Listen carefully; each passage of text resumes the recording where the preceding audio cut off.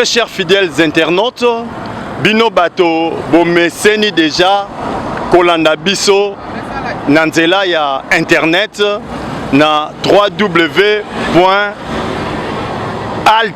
TV Canada, ya révérend docteur René Vincent Chiboula. To pesi bino mbote na kombo na Yesu Kristo Mesia bipa inyo saboza kolanda biso na mokili mobimba. Lelo toye lisusu na IDPS koluka ndeko Alvin Patient mwana koli oyo aza lisusu moto ya ko présenter te po boyebiye pe bolingi ye tellement émission ewuteki koleka atika ki bino na posa bobenga ki ebele pona ko déclarer bolobi tozongela ye lisusu tozongeli ye lisusu yepe lokola moto ya lingi bino mingi a kangela kabino mote mate yeyo a se disposer na ba caméra na biso mpona kosolola na bino mbote ndeko Alvin Patient mwana mbote ndeko journaliste. Ndeko Patient boni santé ndengeni. Ouais, santé bien nangolo ensemble malgré ba coronavirus mais tellement chef de l'état denga prononcé qui discours na yelobi a utaki na veillée de prière il y a 3 jours. Oyo dishame vi oyo bandaki ko sambela pona peuple congolais donc tozomona rara makambo bandaki ko salema na Israël.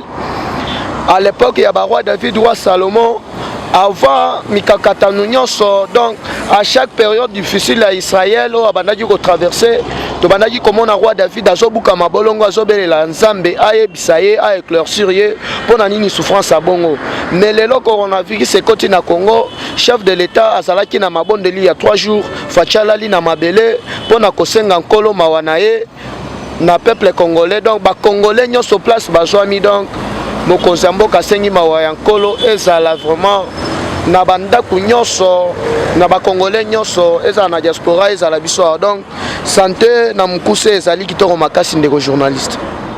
OK, mwana koli lelo IDPS bouti ko bungisa moto monene lokola maître Mukendi tozo rendre hommage au lobini. Ah, les doyens tozali pena touché mais on reste debout parce que to perdre une conne to perdre grand na IDPS oyo à cause la vraiment irremplaçable parce que les bâtonniers azamutu oyo a emporté procès il y a IDPS à l'époque devant la Belgique. Leur papa Tshisekedi wa Mulumba a telemela dictature ya Marshal Mobutu. À l'époque yo au côté lemela Mobutu yo nani. Mais papa wana docteur Tshisekedi wa Mulumba l'héros national azwa ki courage wana ya koloba pas question il faut état de droit et quota. Il faut liberté d'expression et quota. Il faut multipartisme et quota. Papa Tshisekedi a télémaki na ba compagnon na le 13 parlementaire. L'air ba belge en complicité na Mobutu bakendaki ko funda Papa Tshisekedi na les bâtonniers Mukendi Jean-Joseph de reste mémoire oyo ba qualifié ki bango ya maboma balobi il faut ba tinda bango na ba centre psychiatrique batala so mituna bango ezali bien mais tant que ils étaient déterminés il y a qu'à défendre cause, il y a un peuple congolais. Ils étaient déterminés. Il y a qu'à libérer Zaïre à l'époque. Oyo ezalaki na libulu, oyo okolo bamabe ya Mobutu te, oyo babandaki ko organiser ba culte de personnalité envers Mobutu. Mais papa docteur Tshisekedi wa Mulumba lobaki pas question. Ngai na koboya makambo il faut multipartisme et quota. Donc les lois qui tokomi komona ba parti mususu e botami c'est grâce à IDPS, c'est grâce à docteur Etienne Tshisekedi wa Mulumba, c'est grâce à Batonye Mukendi.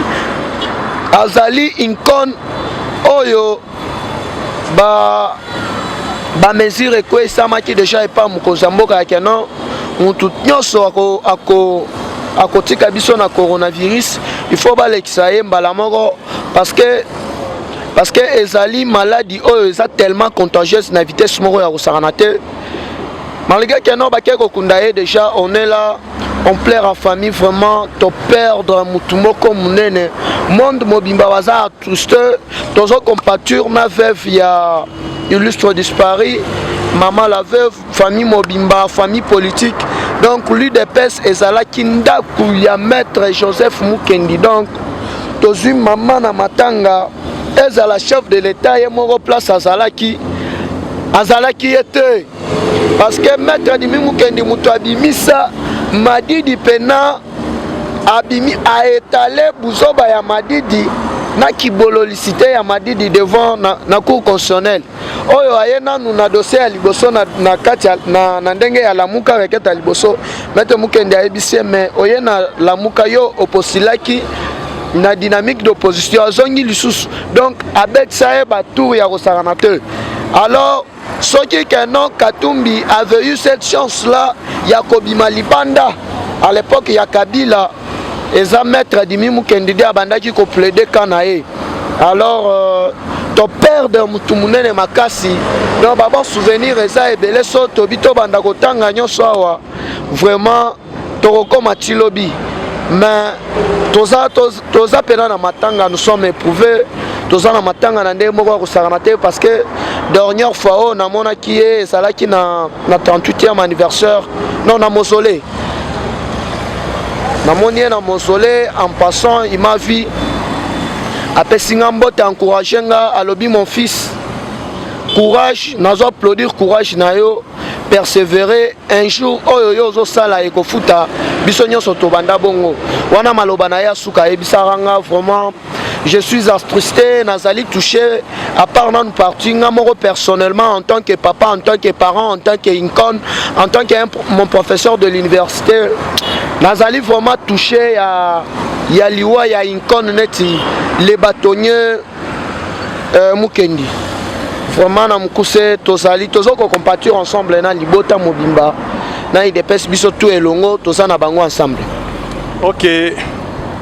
Bisope peuple congolais azalaki kaka IDPS te azalaki moko yaba icône yaba modèle maître munene lokola maître Mukendi Congo mobimba tozolela yo to PCP to présenter ba condoléances na libota la famille éprouvée et puis non seulement Congo mais en particulier biso Alta TV toza ko compatir na malheur oyokwei na famille à maître Mukendi mais et simbi kaka libota ya maître Mukendi te to perdre pe moto munene mususu na mokili lokola Manu Dibango. Ouais wana c'est pour fixer opinion que parce que omoni ezana batu mususu na mboka na biso baza ba leader d'opinion batu balandaka bango mais bamiye barate ozui mutu neti papa Molière aza mukolo aza papa auto respectara mais mutu aenduraki batu ebele na erreur c'est lui na madame Mev Bazaïba pona bango balobaki coronavirus ezali shida na Congo mais tant que coronavirus eza bel et bien na Congo les autres perdent maître Dimi Mukendi à cause ya coronavirus malgré que ba piste mususu eza exclue selon banquette to uti ko perdre artiste munene ya Afrique oyo azali français mais d'origine camerounaise Manu Dibango eza pona coronavirus. Tomoni Bables Matuidi azu coronavirus malgré bomengo na ye mais azolela alobi nzambe maladie euti wapi azolela. J'ai vu le discours ya premier ministre ya Italie alobi ba moyen nyonso biso tosalaki na yango to mettre yango en place mais aussi mbaraka awa to komi kotalela lola.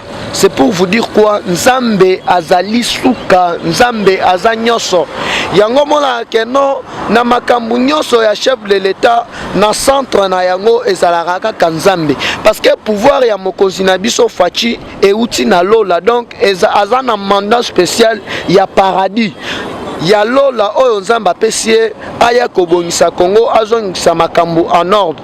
Alors aujourd'hui batu neti ba papa Molière a induire batu ebele na erreur makasi parce que aujourd'hui ba district neti ba district ya Changu district ya Changu wana batu ebele balandaka mais les rosolo babongo mona batu ebele bana ba eza ba cop na bango. Mais tant que malade ezali wana, tout moni mokonzi mboka a décrété état d'urgence. A décrété état d'urgence pambate, a décrété état d'urgence parce que malade ezali. Tout moni lelo na ba France, les gens sont confinés. Na Italie n'en parlons pas. Mikolo ezobo mamakasi na Espagne. Tozo sambela kutu pona ba Congolais nyoso oyo baza na Espagne, na Italie, na Allemagne, na Belgique, na France. Bamboka oyo ezali touché. Mais awa mokonzi na biso a décrété état d'urgence.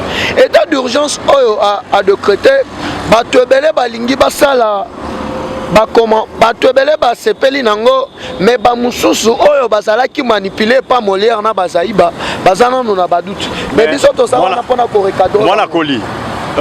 Tolingi yo personnellement Hollandi les deux discours ya chef de l'État. Ouais. Dans lundi discours, dans banda discours na elle le 18 mars, na lundi yango discours oyo ya lobby, na lundi yango mobimba.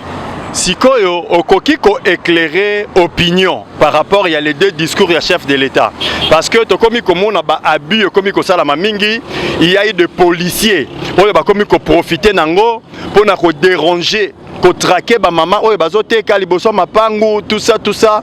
Alors est-ce que chef de l'État a pekisi ba maman basa la commerce, chef de l'État a pekisi ba transport et tambola na moni na nzela na ngai ba moto ya ba policier ezolanda mituka ezo kimadoki ekomi scandale ekoki même koboma ba innocent pona nini balobi ba memi bato ebele.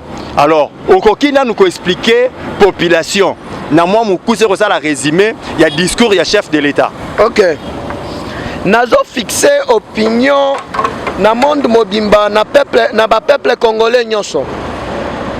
Discours nanu ya chef de l'État oyo ya mama na likambo oyo asalaki nanu lobby. Discours na ye devant la nation ya mkolo ya lobby.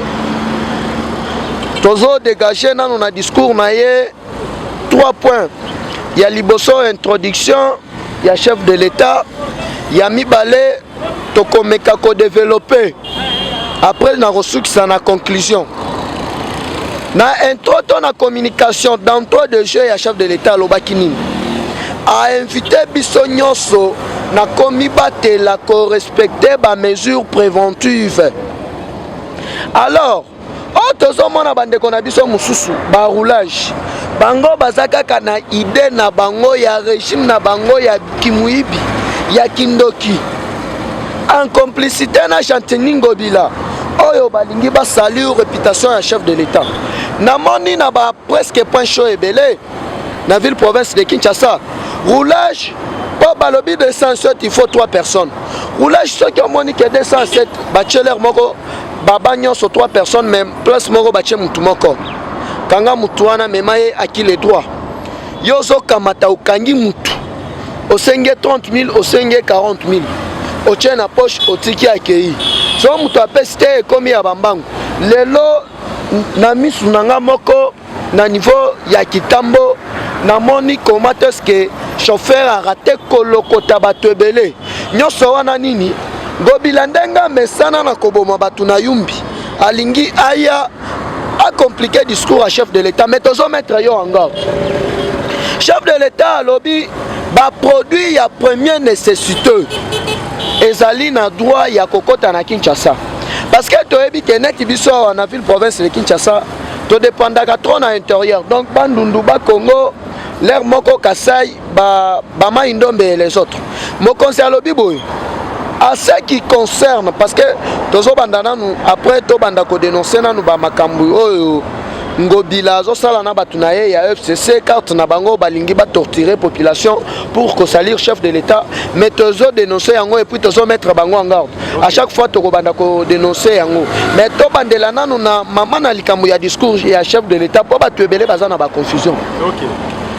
Mokonzi alobi bamituka nyonso oyo ekobanda kouta na province nombre ekozala limité na place l'air moko ya 12-15 personnes bakozala 6 à 7 personnes l'air bokokoma na Kinshasa na ba marchandise na bino boleki na teste bateste bino batali bozana maladie to bazana maladie to bokote bosali marché na bino avant bobima tellement virus wana ezalia wana Kinshasa malgré kamoko oyo ba découvert ki na Okatanga oyo gouverneur ya FCC oyo nani Jacques Aboul Katu amekaki kolobade oyo ezalaki lukuta yango monaki tokebisaki avant ya ko publier to koloba ko déclarer moi eloko il faut que zala na ba précision mais tozonga nanu na lisolo na biso ya communication to introduction ya chef de l'état ba cargo nyoso oyo eutaka ba intérieur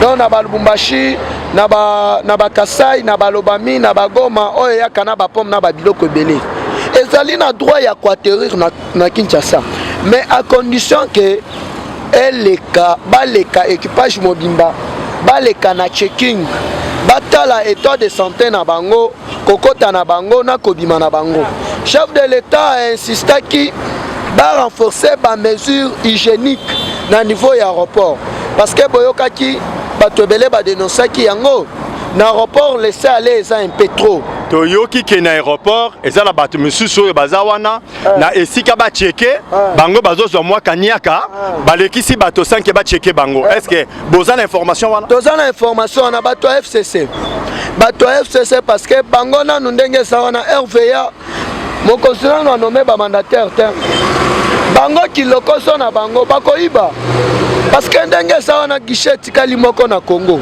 makambu nanu ya bago pass makambu ya tracasserie makambu ya ba douane kala mingi te ezo vide parce que chef de l'état azoso ba mesure ya kosarana te ba partenaire ebele diaspora baza na posa baya investir awa baya na ba mituka baya na ba biloko ebele mais bazota la douane eza cher go pass awa na aéroport oh frère André Kimbuta $25 frère Zoé Kabila $20 frère Olive Lembe Ujana $70 au mana boye go pass ezuyo $100 mais mutongo aye na marchandise à combien ba barrière kili ba makamutu wana il faut essayer sikoyo tellement que non ebele ya ba makambu wana ba bloqué yango déjà yango zomona ke bato wana tellement ba mesana ki tona ki muibi bakomi mutoye boye moins 2000 alekisi mais abosani ke à cause de 2000 francs ako causer du tort na population ya plus l'air moko ya 1 million to 2 millions de personnes wana eza batu ya FCC oyo balingi ko changer bizalelité donc ndenge ezali wana il faut to mema bango na Jordan na niveau ya Israël to lave bango po ba changer un peu makanisi na bango na molimo ya kipidité oyo bazalaka na bango donc molimo ya kigeyazi ya mutema moto alors tozongi kaka na ba mesure à chef de l'état a lobby donc a cheneti Kinshasa en quarantaine mais batu ya ba produit ya première nécessité bakobanda kokota mais là bakobanda kokota entrée na bango na sortie na bango ekozala contrôler bazala checker po bayeba normalement état de santé na bango nani abimi parce que ouais imaginez-vous que non de journaliste malade wana ekei leur moko na province na ba fond na ba intérieur tokosuka wapi traitement malonga eza nanu te lobaki Dieu merci ndenge faci ya ndenge nzambe atindeli biso faci oyo azo réhabiliter leur moko ba hôpital mosusu mais ba respiratoire nanu ba appareil wana awa na Congo mobimba toza nango soki 27 ozomona ke bato wana baza na kindoki zoneti mutu neti tata mwasi ya Kabila Jeannette Kabila oyo alobaka za lipasa na ye lipasa oyo abotami na 62 oyo abotami na 71 natikala komona yango te peuple congolais aza na mawa yo okei ozwi masque oya otekela peuple congolais na $5 oyo eza kindoki to ezali soloka na ba science na bango occulte oyo bakotaki banyokola bato mais par contre masque ezotekama na 500 francs masque ezotekama na 500 francs ba libanais ba masa ya Kabila ba miibi na ba chinois mususu bateka ngo 1000 francs mais masque oyo tata mwasi ya Kabila Jeannette onga na bengaka tata mwasi ya Kabila Jeannette Kabila oyo ba masque oyo basali ya Maputa bakeko solliciter ministre ya santé po bazwa ba masque wana batekela ngo Congolais. Alors Dieu merci que non. On a effectif il y a combien de ba famille Borosomba combien de masques pour la famille moi. Et puis masque ngo ndenge sa wana il faut oche yango ndenge bazo expliquer après 4 heures au longoli yango. Supposons que journée mobimba l'air moko qui sera à peu près 12 heures du temps ou 16 heures du temps. Dans l'espace à 16 heures du temps, il faut dépenser $20. Et où tawapi? Yona pas si aboye, il faut qu'on compatir na baninga. Tout le monde est la première dame. Maman Denis Nyakeru, la première dame, oyo, azo accompagné mon Kozamboka na vision naïe.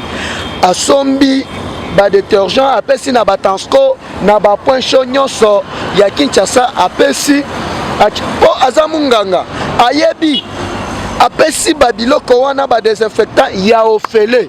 Mais yo Jeannette oye la biso, okende pas son excellence, était ni longondo, pona kolobakeno, oye na kop, oteka ba masque wana na $5. Heureusement que ndenge to telemela ki yango tolobaki na excellence était ni longondo tobi mokonzi ko tolérer ba biloko wana te tellement aza ministre na biso ya UDPS azali combattant ya UDPS avant comme ministre aboyaki makambo wana yo en tant que fondation kende saladon na place oya oteke la congolais wana ozocho la congolais yango biso na basi toyebise boy akamata masque wana akende nango na Bujumbura et pas ya ba monsieur 15 millions akende nango na Rwanda akende nango na Uganda to na Tanzania teka yango awa na Congo akotika la koteka yango te ozomona keno batu baza na malheur na temps oyo il faut tozala na même moral ndenge chef de l'état asengi biso bolingo il faut ezala mais yo baninga na pasi baninga na mawa yo zoya lisusu na ba produit na yo pona kosala mbongo pona koteka mbongo oyo boyiba pendant 18 ans ekenda wapi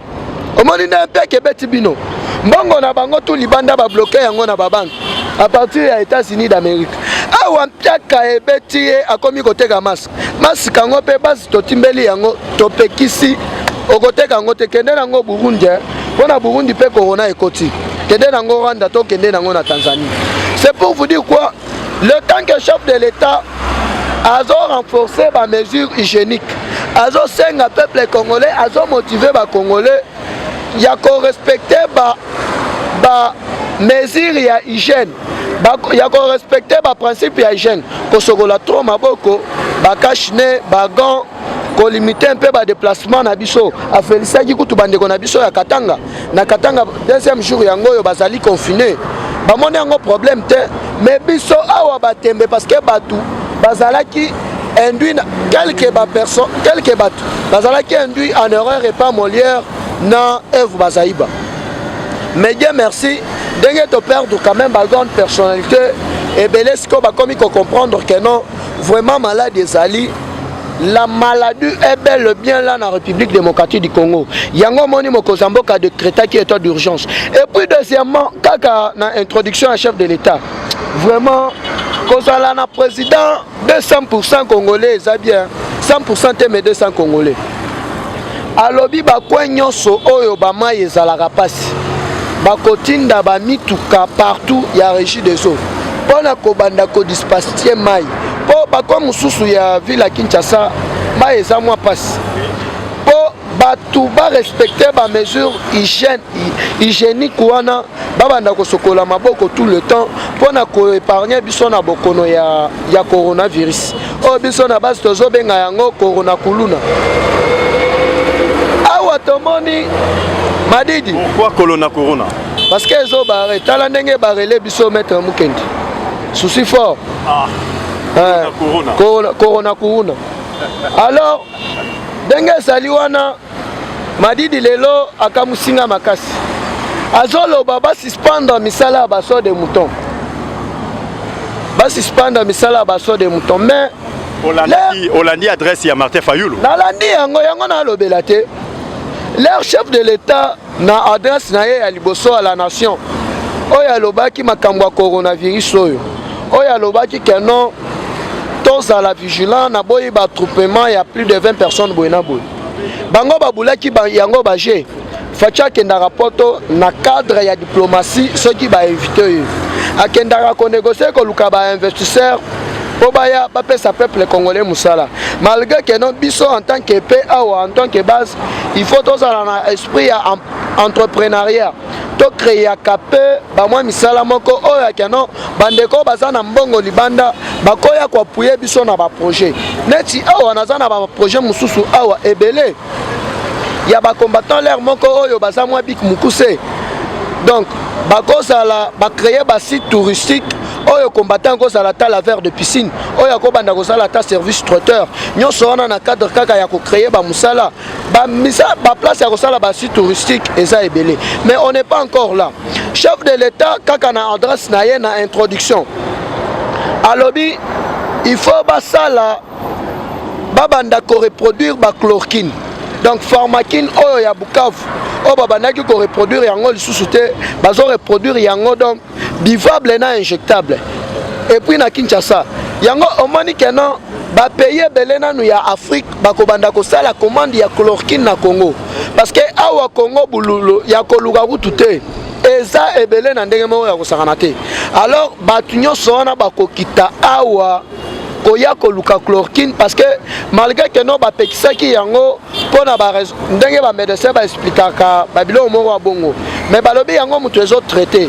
Alors chef de l'État lobi ba produire yango na quantité ebele ozomona que non toza devons faire accomplir le coronavirus. Alors qu'est-ce qu'il faut faire? Il faut combattre yango. Chef de l'État a déterminé à combattre le coronavirus. Pendant combattre le coronavirus, c'est comme la bisoté. Mesure à cause les alinines. Mesure à liboso et ça nous koto sa maloba ya chef de l'État.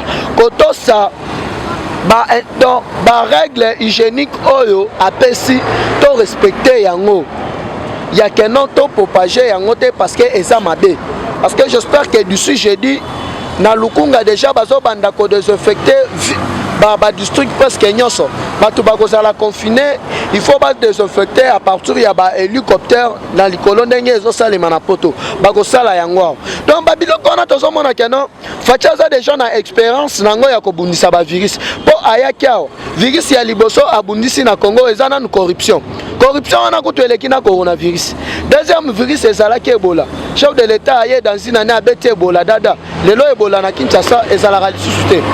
Tozo le belango le suscité. Mais ndanga déjà oyo qui est mort chef de l'État Koti Mabondeli a jeûné pendant 3 jours. Alele linzambe a tikimbe tunaya ala linase. Alobi nzambe makambu oyo kota yango bien sûr to komela kis. Mais guérison ya solo et ça makila na yo oyo etangaki na ekolusu. Yango biso bana nzambe tozalia wana Congo tolobi iyo tozoto sa maloba ya Mokozamboka. Souci ya chef de l'État eza que non maladie wana e panzana na ba province musuté parce que ekozala catastrophique parce que ba conditions hygiéniques nano wana Kinshasa o Jantinia yeli biso ba aventure falaki alobata yumbi salité ye aye oteno kin bopetu. Alors Fachi a salué de terminer bango tuna première dame na bas mobimba biso tout toza motivé bomona ki ba CG na biso bomona ki président ai alataki pe masque nyonso wana na cadre kaka ya sensibilisation ya mot d'ordre ya chef de l'État ya ko combattre coronavirus. Moi na koli par rapport au discours du chef de l'État tozomona ba exaltation ya bande ko na biso ba policier ba komi ko traquer pe population na ndenge na bango ba komi ko profiter na sima discours du chef de l'État. Est-ce que aussi okutani na bakawana na kutani nango ebele to dononcer yango donc ba dossier kutunde.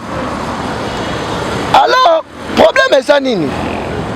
Régime système oyo biso toye ko kuta en place ezalaki système moko ya kimuibi ya mafia. Il y a des tournements, il y a des anti-valeurs. Mais depuis que Fachi te commande, Batouana Bisale Liwana, Bazana Yango Kaka, malgré Tozo Bundana Yango, mais Bango Bazana Yango parce que Bamesana Kabongo. Mais besoin à l'époque, chef de l'État te toléré. Comment ça fait-il? Maman, oh, yoto jeune fille, mère, Mogona Yokeli, Mawamakasi, lobby. Nauti, Denge Saraka, sensibilisation dans son ganda. Na tongo na moni bakangi liboso lupangu na bango pozo sala maki moi 2-3 personnes batelema ki wana sala la bango maki baye bakangi na azolela atiki mwana ti natala ki boye nakangi mutema te na kiti na transport na ebisi policier wana. Est-ce que chef de l'État alobi bokanga batu oyo bazoteka ba produit ya première nécessité to biloko ya kolia? Parce que ba produit ya première nécessité wana eza ba biloko ya kolia. Donc eza biloko ya nutrition. Ce qu'on y a bisangai, bokangeli nini. Oh mais c'est yo sana ni alinga intimdenga. Nabi papa. Oh yo tozana état de droit. Nabi miseli nanu carte nanga ya IDPS na la kisie. Na lobi ndenga somo nanga boye awa ngai naza lisu ya mokonzi ya mboka. Donc soki osali erreur kaka sikoyo ozokende lufungula. Alors na malembe boso biloko na ye bozongisela ye. Heureusement que nos collègues n'ont pas abandonné les Motorola na bengi na lobby ya kanano. Tellement il y a bandit déjà dans renseignement policier a commis ko senga ba pardon tena. Pourquoi bozo sala ba biloko boy? Pona nini? Eza na ba laboratoire ya FCC. À chaque fois mokonzi a décrété ka moi eloko moko boy. Oyo eza pona ko battre le peuple congolais. Oyo ezo kende na avantage à peuple congolais mais lobbying to groupe ya lobbying wana bachaka en place pour na déstabiliser ba action ya mokonzamboka. Omoni neti na gratuité enseignement. Basala ki système ya lobbying moko boy en place pour na combattre gratuité. En complicité na ba fridolé en bongo na ba bechole na ba nanio. Om sunani. Bazaki ebele Cardinal Mosengo. Basangana ki pour ba déstabiliser gratuité enseignement. Mais babeti libanda. Également dans makambu ya coronavirus. Au moment où le chef de l'État a décrété FCC bazala na balabo na bango moko basalaka. Donc bakoya wana pona ko désinformer opinion. Pona ko désinformer peuple congolais. Alors buna bango ezalaka nini? Denga décrété bongo biso to profiter na eloko wana to banda ko sala délure. Parce que jusque là Fatina n'a formé ba policier té. Koya aye akuti déjà ba ujana bazalaki na ba policier oyo Kabila mesani saki déjà na kimuibi parce que je me rappelle une fois colonel moko zo betela biso lisolo alobi mboko facha salika bien denga e Kabila salaki soda ko kende ko réclamata mo eloko boya ebisi na Swahili we uko na teni una kwa kunyomba franga ile teni una voila chini franga mushimu wende kule ukamate bantu ufunge batu bakubache franga donc azo ebisaye yo zana teni ozo ya kosenga nga bongo kende teni wana nde mbongo na yo kende kanga batu kuna bikanga kanga bapesa yo mbongo alors ozo mona ke batu wana bazalaki batu malamu te to chantiningo bila banemi mulanya bazala na babiloko wana pona kobebisela mokonzamboka réputation mais heureusement Dieu merci peuple congolais a timbeli déjà que non fachi alingi ba congolais makasi oyo moko aza congolais et puis ba mesure nyonso oyo ye alobi congolais nyonso a respecter yango poto battre la maladie qui na ba province te pona ko créer lisusu Monakoli. Merci pour éclaircir biso à long et à large par rapport à discours ya chef de l'État parce que moi ba interprétation na niveau ya ba réseaux sociaux et comment qui ko se différer. Merci. Sikoyo et komoko na lingi na yeba ndeko IDPS les lobos a parti au pouvoir mais qu'est-ce qui se passe na IDPS mboa simboa eza ndenge nini mboa simboa te omoni IDPS ezara état d'esprit biso to sa bato sentiment te donc IDPS ezara ndeni soki eloko wana un certain dans opinion moko boye songolon pakala et moni kezo marché bien te ba dénonçaka yango donc batangisi biso bongo sikoyo ndenge ezali wana omoni leo tozalaka na opposition na ba illettré na batu batanga te biso tout objectif na biso ezalaki tobengana nani Kabila awa toza na bokonzi alors tange toza na bokonzi ndenge moko ndenge toza tokombatangi na opposition na batu batanga na bao batanga te biso tu faut tosala nini tozwa musala bien sûr que biso nyonso tokozwa musala nzela moko te alors wana ezalaki nango kaka ke non famille nyonso makambo ezangaka te parce que oyebi Judas avant à trahir Jésus azalaka disciple ya Jésus chargé à finance ouais chargé à finance okamati Lucifer bazalaki ensemble na lola na nzambe archange principal azalaka archange principal ya kolo nzambe mais lelo akomaki opposant to azokende à l'encontre ya nzambe ça veut dire quoi na IDPS ba professeur Liaou Baleka ba bankem Baleka ba trace parlementaire Baleka IDPS to salaka na idéologie moko ya koto sa hiérarchie mais ce qu'il y a quelque chose qui ne marche pas Donc liberté wana esalaka na UDPS ya ko dénoncer. Alors wana esalaki nango kaka ba mwa ndenge esalaka kaka ne balobaka singa famille benda na kamekata na raté. Esalaka masolo moko en interne, mais jusque là solution est ça déjà trouvé.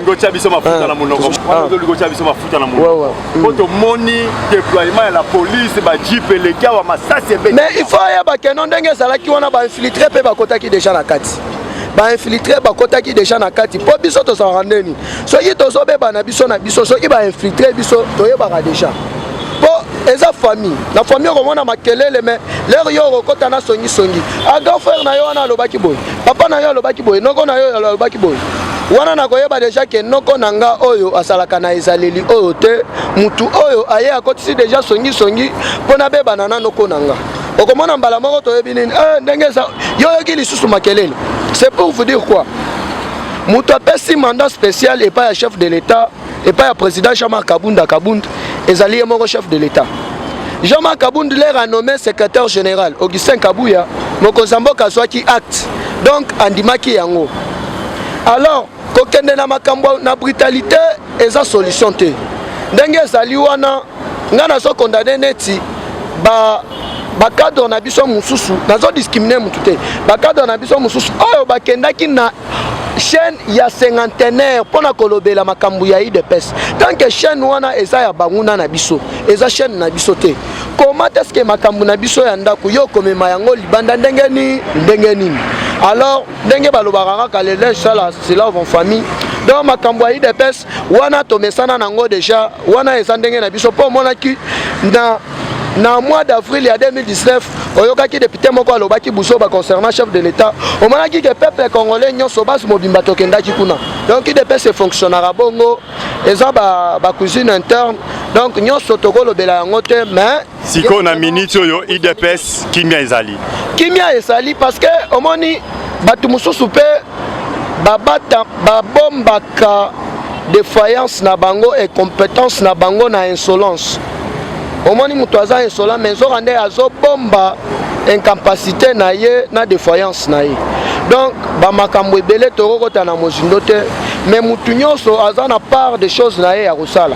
Eloko nga na kosenga tozala bomoko tozala ensemble to aider chef de l'État parce que soki biso tozali divisé et qu'on fragilise chef de l'État. Mais Dieu merci kimia ekoti toza même moral toza bana ya famille moko toza bana ya libota moko.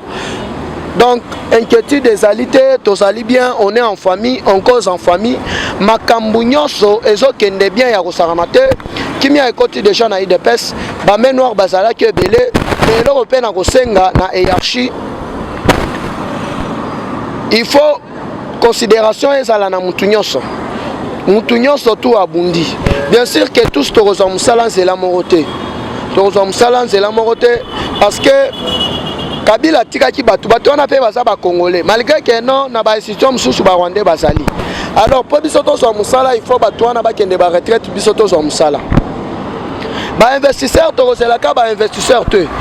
Biso moko awa toza na mabele toza na ba projet ebele oyo kala mingi te na kosala structure moko boye ya ba mutu oyo aza na ba projet oyo toza na yango tokolancer yango toluka ba entrepreneur toluka ba partenaire oyo bakoki ko appuyer biso na système moko boye na ba veuve oyo ya UDPS ba orphelin ya UDPS ne fût-ce que une fois par mois totalaka bango toliaka na bango ensemble atana moi quelque chose moi ça combien loso moi biloko moko ya bongo po tozala ensemble mais sinon UDPS tozali soudain biso nyonso toza motivé na nsima ya chef de l'État. Alors ndenge ezali kaka ndenge toza na coronavirus mikolo oyo bandeko na biso apoto bomibatela biso pe awa tozomibatela bolanda ba hygiène kolo nzambe apambola bino ebele. Alors nakobosana te kodénoncer makambu ya Guy Matondo oyo aza na mwasi ya sud-africaine autaki kozala awa na Kinshasa. Guy Matondo aza na 4 villas na niveau ya Soweto na Afrique du Sud. Alors ministre ya justice zwa bonne note makambu ya Guy Matondo bien sûr bo condamné mais yo solo bagaka makambu ya Guy Matondo mais na niveau ya justice to moni même ex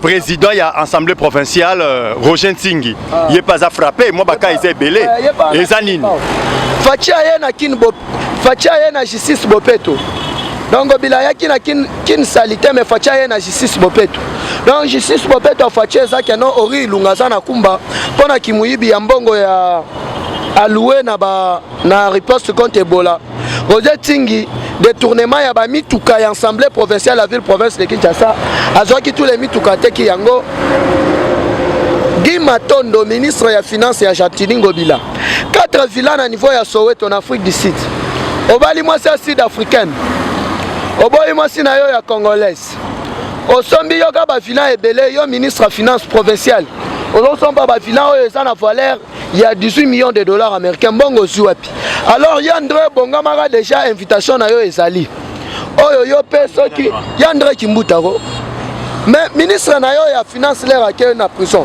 yo mutozala ki chef na yo direct gouverneur yo pe il faut entendre yo il faut entendre yo bayeba alors fatia ye na kin bopeto ndenge to lo banabino awa nazo ebisa bino ke non ba juge ba avocat nyonso ya ba tripe ya Kinshasa tripe ya Congo baza na séminaire ya 2 jours bazo longola bango na nubututu na kimuyibi nyonso ya FCC bazo kotisa bango idéologie to empreinte ya Fachi Beton bazo sinise bango acte de bonne conduite donc yo muto mesana na koyiba na ko détourner na ba corrompre yo ceux qui bazu yo mbala moko umukamate oyo na lobaka mukwata donc bakanyo mbala moko na Selembao pe kuna chef de l'état a lobby visite et salité jusqu'à la nouvelle ordre donc okolia fungule en désordre koto yo pe mbwa sumbwa directeur général ya Robank belge oyo balongoli mutabebiseli musala eza lwakanyingini siko directeur wana alobi faut porter plainte bakende basamba na ye parce que ye muto alobaki na ye a falsifier ba document mbwa sumbwa soki bakobeba na babeba na bango état de droit oyo bobandaki koluka état de droit yango en attendant Fayulu na poto ozolo baba télémisation de mouton mais yo yeba que non awa pe ba travailleur ya Faden House hôtel oyo yo Géraka bazo c'est là yo Faden House eza ya Martin Fayulu toi Géraka a Géraka o ya bato eto a Géraka siko ba travailleur bazo réclamer 8 mois impayé basengi na chef de l'état kota makambo yango awa biso pe base to appuyer bango na départ na ndenge moko ya kosakana te bakota kaka makambo yango lero koyao na tripe 8 mois impayé ya ba travailleur ya Faden House ezali wapi opesa bango mbongo na bango oko intimider mutu te poto za na état de droit bo ditambola na poto facha voyageur asiko moni ke coronavirus ye ekuti fachi na Congo ekoti bino na poto awa na ki mutema na bino mabe biso kutu na base prière na biso falaki coronavirus ezo yo madidi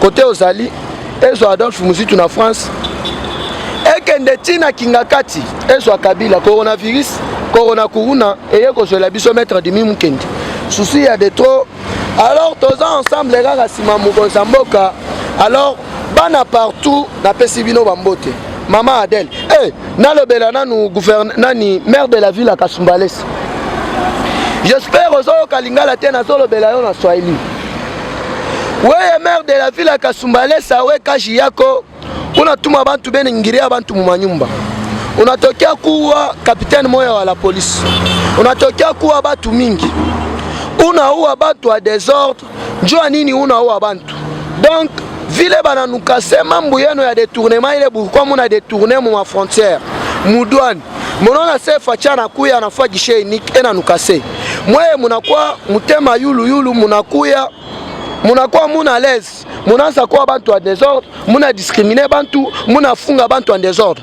muye se mambo yote tushuyua weye gouverneur ya Katanga insécurité kukukatanga wena Gédéon Kyungu munayo ile mambo alors apa kama mambo ya coronavirus inaisha muye sema chef de l'état ashakweka déjà groupe moya au comité moya en place ili itashuka Lubumbashi itashuka Kasumbalesa doit pour protéger peuple congolais mwache ile mifano ile mukunayo ya buloshi muye sema non Congo ikupaka moya tu na chef de l'état paka moya son excellence Félix Antoine Tshisekedi Tshilombo nazolo bana lingala bino maire de la ville à Kasumbalesa mbala na yo ya liboso pe ya suka na bisala sala oyo zokotela batu na ndako zoboma batu yeba ke noto yebi yango déjà makambo zo sala na gouverneur ya Katanga insécurité ozo financer ba tozo pesa bango mbongo yeba ke toyebi yango déjà alors tozo dénoncer yango ndenge ezali wana soki makambo evide bakotinda déjà bato bakende ba patrouiller et puis ba minduki oyo bato ya FCC babombaki na Kindele babombi yango na Malweka toyebi yango déjà balingaki ba profiter na état d'urgence to dénoncer yango. Son Excellence le ministre intérieur Gilbert Kankonde landela makambo na bien parce que batouana baza à l'est guichet etikalika kamoko unique okoyibela wapi toza toujours même moral ndenge salaka kanapé si na révérend docteur René Bambote Belé vraiment papa ba conseil na yo et ça la rabiso moi bien appui na yo et ça la rabiso bien makasi yango tozali awa kaka na visibilité ya ko satisfaire bino. Alors moi na koli numéro nanga de contact pour na ba conseil pour na ba remarque pour na ba soutien numéro nanga de contact comme d'habitude ezali plus 243 89 784 33 42 plus 243 89 784 33 42. Alors na pesi bambote nanga ebele na docteur René na niveau ya Montréal na Canada, na pesi bambote nanga epa ya maman Alphonsine na Canada, bambote ebele vraiment to sepeli makasi awa toza na homme de Dieu na niveau ya permanence oyo tozo expliquer kaka opinion na actualité nyonso ezo lekana soki oyibi na epoka fachawa umukamate muku atambala moko na selembao. Alors bana tout ya Alpha TV na pesi bino bambote ebele on est toujours ensemble chaque fois to rozala wana toujours pour na ko informer bino. Alors pour na lelo na bansi keno to suki awa nkolo abatela ba congolais nyonso. Merci Patient Alvin Mwanakoli, merci pour na tango oyo o disposa ki pour na kosolola na biso. Merci. Bandeko balandia Alta TV Canada. Bouti kolanda Patient Alvin Mwanakoli, bosengaki to sala oyo tokoki komemela bino Patient Alvin pona musala kitoko oyo azosala. Boyoki ye na mukuse na mulai biso topesi bino mbote nde tokutani mbala sima topesi mbote mingi na papa Prosper Kabangu Mantoni dirigeant ya bana nkembo oyo azalaki sima ya ba caméra po bozo biso na bandako topesi merci na bandeko nyonso ya Alta TV bipa ibozali ndeko Kapende ndeko Divine topesi bino mbote mingi topesi mbote mingi na oyo yanga ya tango nyonso mama Marie Lolea révérend pasteur Jean-Pierre Kaniki na Bosanité Félim Poutou Judith René Mbaki topesi bino mbote mingi bye bye na komona Yesu bye bye bye bye bye bye.